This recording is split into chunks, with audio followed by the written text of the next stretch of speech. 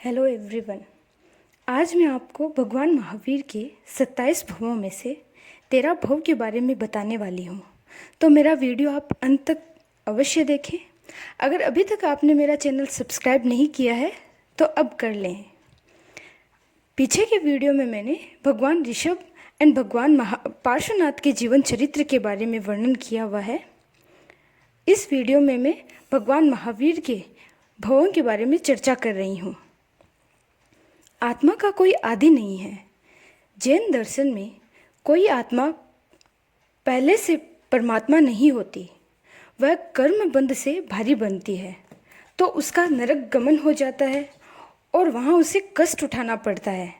जब अशुभ कर्म से हल्की होती है और पुण्य का बल होता है तो वह स्वर्गीय सुखों को प्राप्त करती है। संपूर्णतः कर्म मुक्त अवस्था ही मोक्ष अवस्था है। भगवान महावीर की आत्मा ने अपने कृतित्व से जो कुछ किया उसी के अनुरूप अपने सुख दुख को प्राप्त किया। भगवान महावीर के 27 भवों का वर्णन मिलता है। जिस भव में उन्होंने प्रथम बार सम्यक्त्व को प्राप्त किया वहाँ से इन भवों की संख्या ली गई है। इससे पहले भी उन्होंने अनेक भव किए, लेकिन जहाँ से उन्होंने सम्यक्त्व को प्राप्त किया था वहाँ से इन भवों की गिनती प्रारंभ होती है। अब चर्चा करते हैं भगवान महावीर के पहले भव के बारे में। भगवान महावीर का पहला भव नयसार यानी मनुष्य का भव था। इस भव में भगवान महावीर का जन्म जयंती नामक नगरी में राजा शत्रुमर्दन के यहाँ हुआ। कहाँ पे हुआ था? भगवान महावीर का जन्म जयंती नामक नगरी में राजा शत्रुमर्दन के यहाँ हुआ था। आगे चलकर भगवान ने मुनियों के उपदेश से इसी नयसार के भव में पहली बार सम्यक्त्व प्राप्त किया था। अब बात करते हैं दूसरा भव। दूसरे भव में भगवान स्वर्ग में देव बने।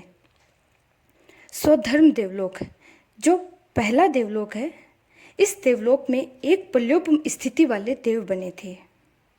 यहाँ तक क्लियर हुआ? अब तीसरे भव की बात करते हैं। तीसरा भव फिर से मनुष्य का भव था। देवगति की आयु भोगकर नयसार का जीव चक्रवर्ती भरत का पुत्र मरीचि राजकुमार बना। इस भव में भगवान महावीर भरत के पुत्र, भरत कौन थे? भगवान ऋषभ के पुत्र।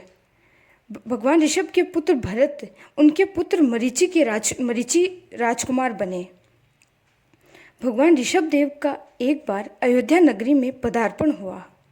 भगवान की देशना से प्रभावित होकर राजकुमार मरीचि भगवान के पास दीक्षित हो गए, यानी अपने दादा के पास दीक्षित हो गए। एक बार चक्रवर्ती भरत ने भगवान से पूछा, भंते, आपकी सभा में ऐसा कोई जीव है जो इस अवसर्पिणी काल में आपके समान तीर्थंकर बनेगा? तब भगवान ने क्या कहा? भगवान ने कहा कि भरत, इस सभा में तो कोई जीव नहीं है। समव शरण के बाहर तुम्हारा पुत्र मरीचि है, वह इसी भरत क्षेत्र में अंतिम तीर्थंकर बनेगा। साथ ही इसी भरत क्षेत्र में त्रिपृष्ठ नाम से पहला वसुदेव बनेगा। ये कौन बनेगा? ये भगवान महावीर का जो तीसरा भव था उसमें जो मरीचि के रूप में उन्होंने जन्म लिया था उनके बारे में चर्चा हो रही है। फिर महाविदेह क्षेत्र की मूका नगरी में प्रिय मित्र नाम का चक्रवर्ती भी बनेगा। इस प्रकार भगवान महावीर का तीसरा भव मरीचि के रूप में त्रिदंडी सन्यासी के रूप में जीवन बीता। अब बात करते हैं भगवान महावीर के चौथे भव के बारे में। इस भव में भी भगवान स्वर्ग में देवता बने। ब्रह्म यानी पांचवा देवलोक। इस देवलोक में 10 सागरोपम की स्थिति वाले देव बने। अब आता है पांचवा भव। यह भी मनुष्य भव था।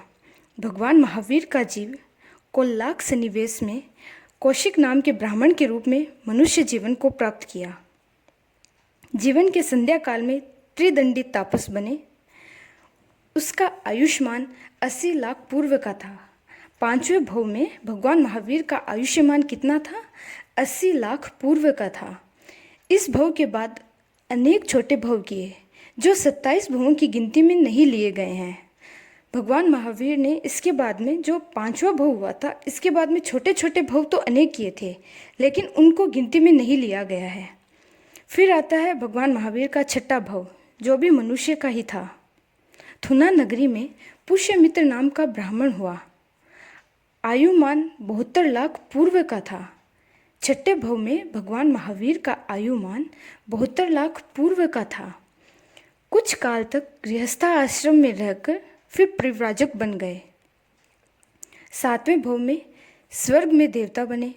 स्वधर्म जो पहला देवलोक था, उस देवलोक में देव योनि में इनका जन्म हुआ। फिर आता है आठवां भव। इसमें भी मनुष्य योनि में इनका जन्म हुआ। चैत्य सन्निवेश में अग्निहोत्र ब्राह्मण हुए। अग्निहोत्र अंत में परिव्राजक बना, जिसकी सर्वायु 64 लाख पूर्व की थी। आठवें भव में भगवान महावीर की संपूर्ण आयु 64 लाख पूर्व की थी। नवां भव फिर से स्वर्ग में देव बने। ईशान जो दूसरा देवलोक है, इस देवलोक में मध्य स्थिति वाले देव बने। 10वां भव है मनुष्य का भव। नैसार का जीव मंदिर सन्निवेश में अग्निभूति ब्राह्मण हुआ। अंत में परिव्राजक दीक्षा ली तथा आयुमान 56 लाख पूर्व का था। 10वें भव में भगवान महावीर का जन्म अग्निभूति ब्राह्मण के रूप में हुआ और इनका आयुमान 56 लाख पूर्व का था। 11वां भव स्वर्ग में देवता का था। फिर से सनत कुमार जो तीसरा देवलोक है, उस देवलोक में देव बने। 12वां भव मनुष्य भव था। इसमें देवायु भोग कर श्वेतांबिका नगरी में भारद्वाज नाम का ब्राह्मण हुआ। यानी कि भगवान महावीर श्वेतांबर नगरी में भारद्वाज नाम के ब्राह्मण के रूप में इनका जन्म हुआ था 12वें भव के अंदर।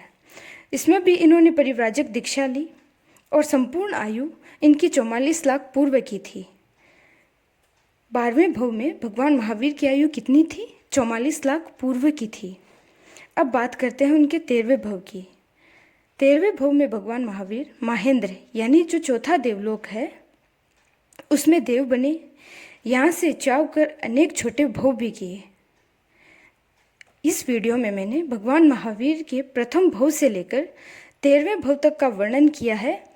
आगे के वीडियो में मैं आपको भगवान महावीर के 14वें भव से